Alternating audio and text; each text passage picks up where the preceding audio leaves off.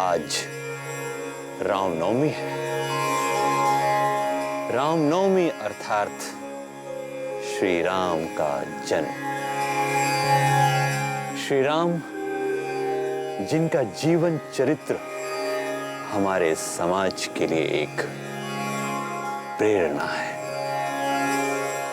श्री राम अपने चरित्र का आदर्श किस प्रकार समाज के सामने प्रकट करते थे, इसका ही एक उदाहरण मैं कहानी के रूप में आपके सामने प्रस्तुत करता हूं। सेतु बंधन के लिए वानर और भालू सैनिकों ने ढेर सारे पत्थर एकत्र कर लिए थे और उधर हनुमान जी हर पत्थर पर जय श्री राम लिखते जा रहे थे। तभी वानर राज सुग्रीव ने शिला पे बैठे श्री राम से निवेदन किया, प्रभु, आपके आशीर्वाद से समुद्र पर सेतु बंधन के लिए सभी सामग्री एकत्रित हो गई हैं। हम सबकी इच्छा है कि सेतु बंधन के लिए समुद्र में पहला पत्थर आपके शुभ कर कमलों से प्रवाहित किया जाए। यदि आप सबकी यही इच्छा है तो मैं आपके समक्ष सहर्ष प्रस्तुत होता हूँ। जय श्री राम, जय श्री राम, जय श्री राम, जय श्री राम, जय श्री राम, जय श्री राम, जय श्री राम, जय श्री राम, जय श्री राम, जय श्री राम, जय श्री राम, जय श्री राम।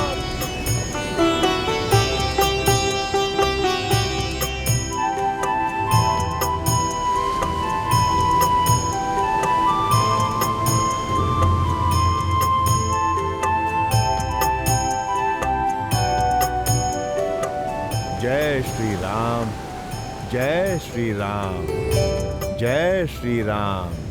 बजरंगबली, आपने सभी पत्थरों पर जय श्री राम लिख दिया। प्रभु अपना नाम लिखा पत्थर अपने हाथों से प्रवाहित नहीं करेंगे।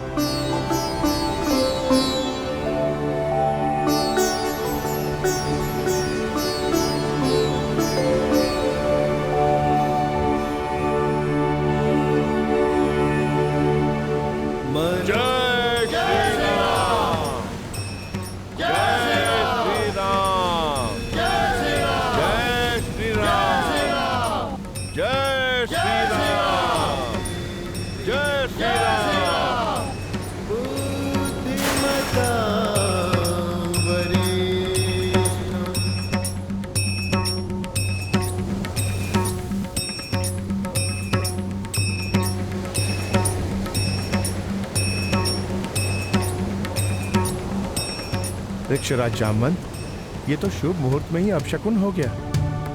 प्रभु राम द्वारा प्रवाहित पत्थर समुद्र में डूब गया।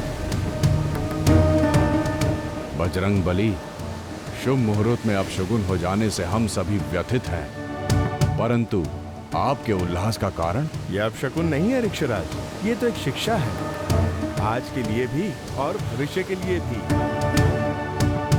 कैसी शिक्षा हनुमान जी? ये शिक्षा ऐसी है विभीषण जी, जो प्रभु के हाथ से छूटेगा वो तो डूबेगा ही डूबेगा। जय श्री राम, जय श्री राम, जय श्री राम, जय श्री राम। प्रिय नलनील,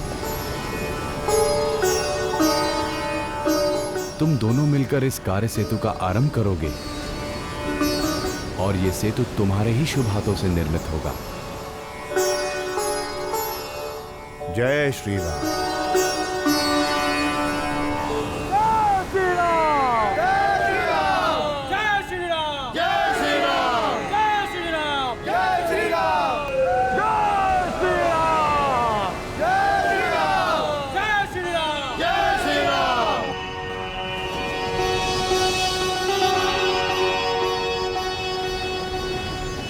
प्रणाम प्रभु, आपकी कृपा से सेतु बंधन का कार्य पूर्ण हुआ।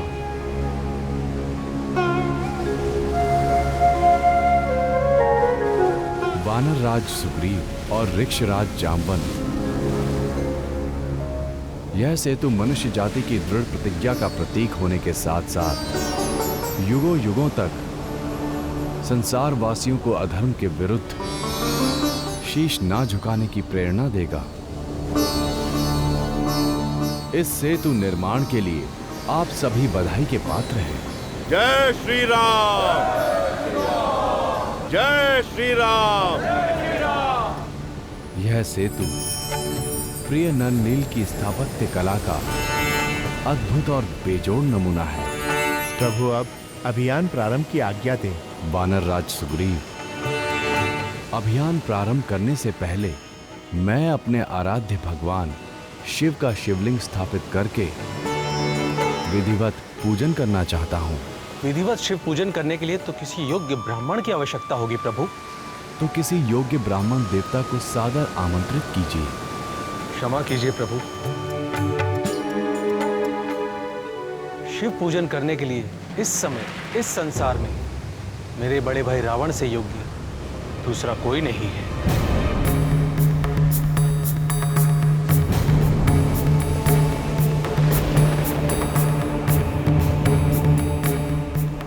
महाराज विभीषण, रावण यहाँ कैसे आ सकते हैं? भैया लक्ष्मण, शिव पूजन ठुकराने का पाप भी तो लंकेश्वर नहीं करेंगे।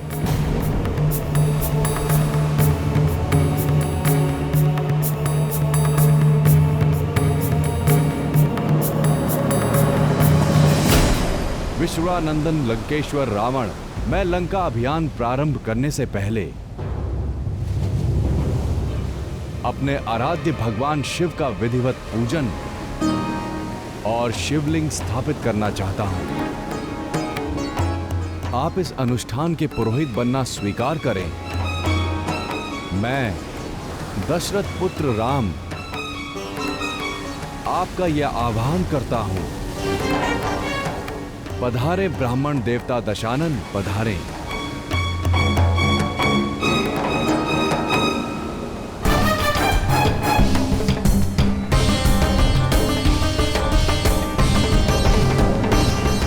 मुझे तो इसमें दुष्ट देवताओं का कोई भयानक षड्यंत्र लगता है पुत्र। तुम्हें वहां जाने की कोई आवश्यकता नहीं है।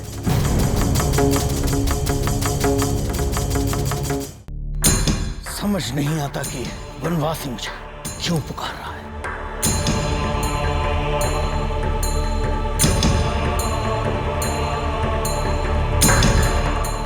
मुझे तो इसमें दुष्ट देवताओं का कोई भयानक षड्यंत्र लगता है पुत्र। तुम्हें वहां जाने की कोई आवश्यकता नहीं है। तुम्हारे नाना श्री के अनुमान से मैं भी सहमत हूँ रावण। ये दुष्ट और शत्रु देवताओं का कोई भयानक षड्यंत्र है। नहीं पितामही, पिताश्री को ना रोकें। पिताश्री, मैं तो कहता हूं आप अवश्य जाएं, परंतु उस स्वार्थ सिद्धि यज्ञ को सफल करवाने के लिए नहीं, अपितु लंका को भस्म करने वाले उस शत्रु वानर हनुमान को दंडित करने के लिए।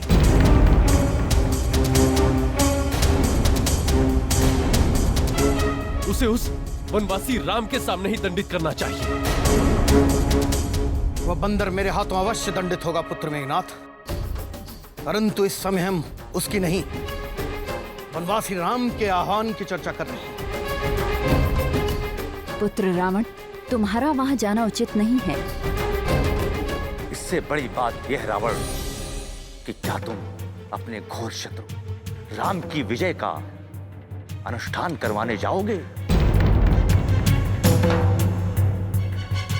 फिर तो तुम्हारी पराजय निश्चित है।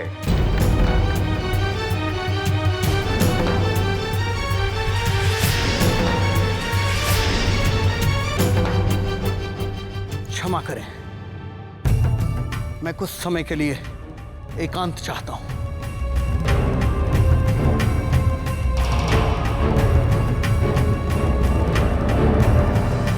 महारानी मंदोदरी, वनवासी राम के निवेदन को तो आपने अवश्य ही सुना होगा। तो आपने क्या निश्चय किया है स्वामी?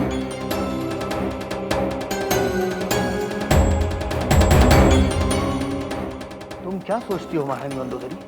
पत्नी के लिए तो उसका सुहाग, उसका पति ही सब कुछ होता है स्वामी। और मेरे लिए तो आप ही सब कुछ हैं। परंतु इस आह्वान ने आपके समान मुझे भी दुविधा में डाल दिया है। यदि आप इस पूजन को करवाते हैं तो इससे श्री राम की विजय निश्चित है, और यदि नहीं करवाते हैं तो शिव पूजन को ठुकराने के अपराध में हमारी पराजय भी निश्चित है। स्वामी, तुम परम विदुषी हो महारानी मंदोदरी। मेरे मन में भी बिल्कुल यही दुविधा है। समझ नहीं आता कि क्या करना चाहिए। स्वामी, तो आप इस शिव पूजन को ना ठुकराएं। अर्थात वहां जाकर हम अपने शत्रु को विजय का आशीर्वाद देते हैं। शिव पूजन से पुण्य भी तो प्राप्त हो सकता है, और कैलाशपति तो ओघड़ दानी है। किसी की भी सेवा को वो अपने पास नहीं रखते। वे तो दोनों हाथों से दया और कृपा की वर्षा करते हैं, और यदि वे प्रसन्न हो जाएं, तो कोई भी आपका बाल बांका नहीं कर सकता। और वैसे भी सीता हरण करके तो आपने अपने आराध्य भगवान शिव को रुष्ट कर ही दिया है, और हो सकता है इस पूजन से वो पुनः प्रसन्न हो जाएं।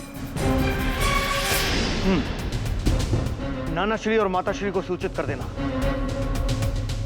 अब मैं अधिक देर तक शिव पूजा से दूर नहीं रह सकता। सुनिए, आप वहां पुरोहित बनकर जा रहे हैं। उनकी किसी भी बात से क्रोधित अथवा रुष्ट ना हो जाइएगा। और वहां हमारा छोटा देवर विभीषण भी होगा। विभीषण? उन्हें कुछ कहकर शिव पूजन के पुण्य को बिखरने न देना स्वामी। और हाँ, यदि आपको क्रोध आ जाए तो आप शिव शिव का जाप कर लेना। मैं तुम्हारा परामर्श याद रखूंगा मंदोदरी।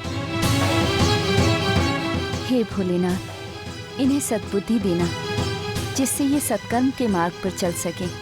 हर हर महादेव।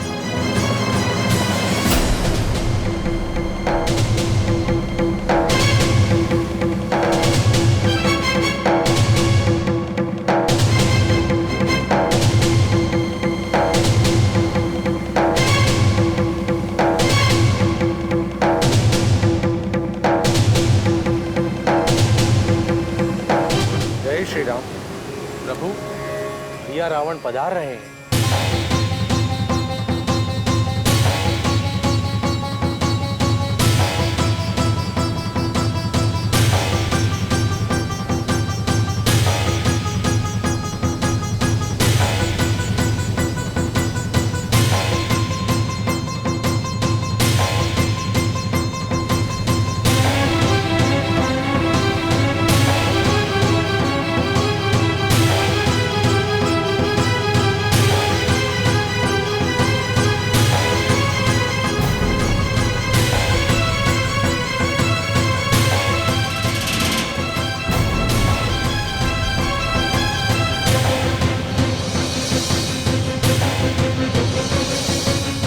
शिव पूजन में आपका स्वागत है ब्राह्मण देवता। आइए, पधारिए। मैं यहाँ आसन ग्रहण करने नहीं आया हूँ वनवासी राम। मैं यहाँ शिव पूजा के निमित्त आया हूँ। मुहूर्त बहुत शुभ है। तत्परता से शिव पूजन आरंभ करवाएं। हनुमान जी,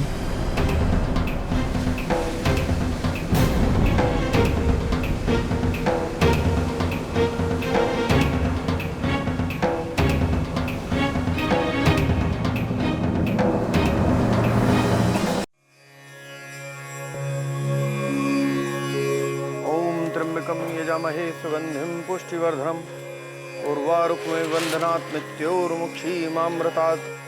ॐ त्र्यंबकं यजामहे सुगंधिं पुष्टिवर्धनम् उर्वारुकमेव वन्दनात् मृत्योर्मुक्षीमामृतात्। ॐ त्र्यंबकं यजामहे सुगंधिं पुष्टिवर्धनम् उर्वारुकमेव वन्दनात् मृत्योर्मुक्षीमामृतात्।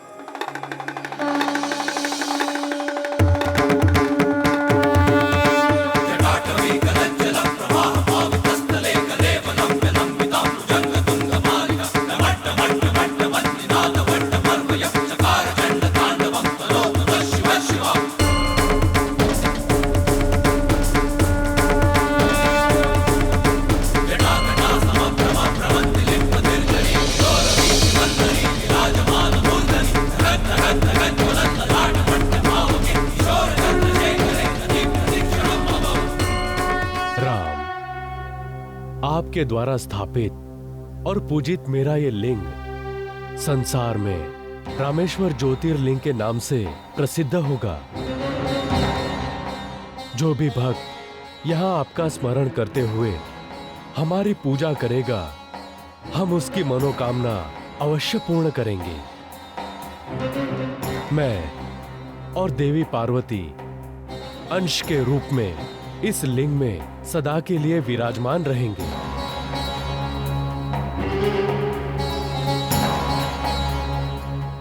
कल्याण मस्तु।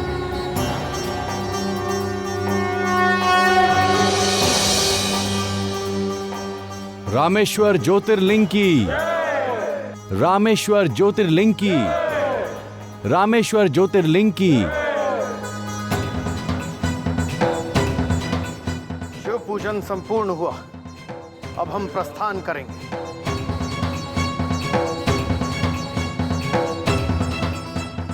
ब्राह्मण देवता, आप अपनी दक्षिणा तो ले जाइए। किसी भी पूजन और अनुष्ठान के बाद यदि पुरोहित को दक्षिणा ना दी जाए तो उसका पुण्य नहीं मिलता। वनवासी राम, तुम बार बार दक्षिणा देने का क्या दम भरते हो? तुम्हारे पास है क्या जो तुम मुझे दक्षिणा दो?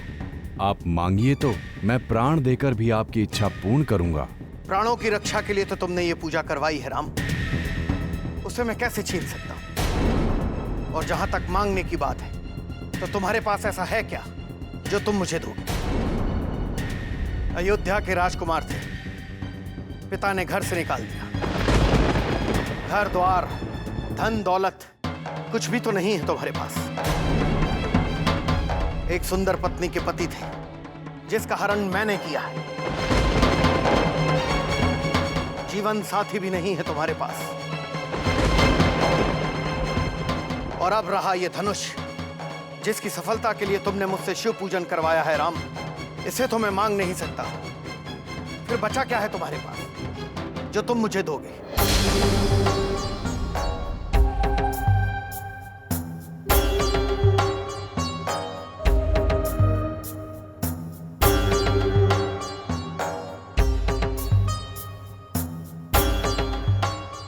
ब्राह्मण देवता, दक्षिणा देना तो अनिवार्य है। ब्राह्मण देवता, देने का इतना हट कर ही रहे हो तो आज मुझे कुछ ना दो राम, लेकिन उस समय अवश्य दे देना जब मैं तुम्हारे द्वार पर आऊं। आज के ऋण को याद करके मुझे अपने लोक में भीतर बुला लेना राम। लंका लौटने से पहले एक सत्य अवश्य सुनकर जाएं लंकेश्वर। मेरे द्वार सत्य और सात्विकता के पथ पर चलने वाले प्राणी के लिए हमेशा खुले रहते हैं। यदि आप उस पथ पर चलकर मेरे लोक आएंगे तो द्वार पर अपने स्वागत के लिए मुझे ही खड़ा पाएंगे। परंतु जो अधर्म, अन्याय और अत्याचार के मार्ग पर चलता है, वो जीवात्मा तो मेरे लोक तक पहुंचता ही नहीं है। विश्वानंदन,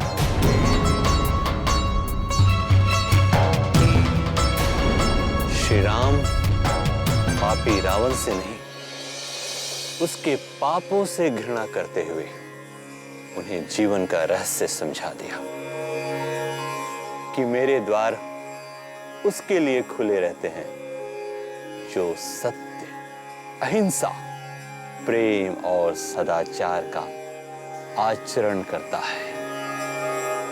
श्री राम ने जो संदेश दिया, उन सब की हमें भी अपने जीवन में बहुत आवश्यकता है।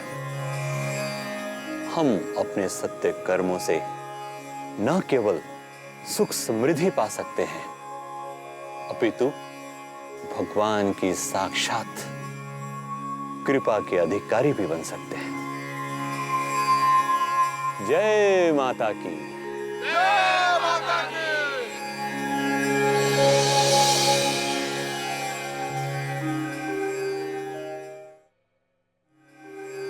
हम आपके आभारी हैं कि आपने नवरात्रि में 9 दिनों तक लगातार हमारा साथ दिया और आपने जानी कई ज्ञानवर्धक बातें।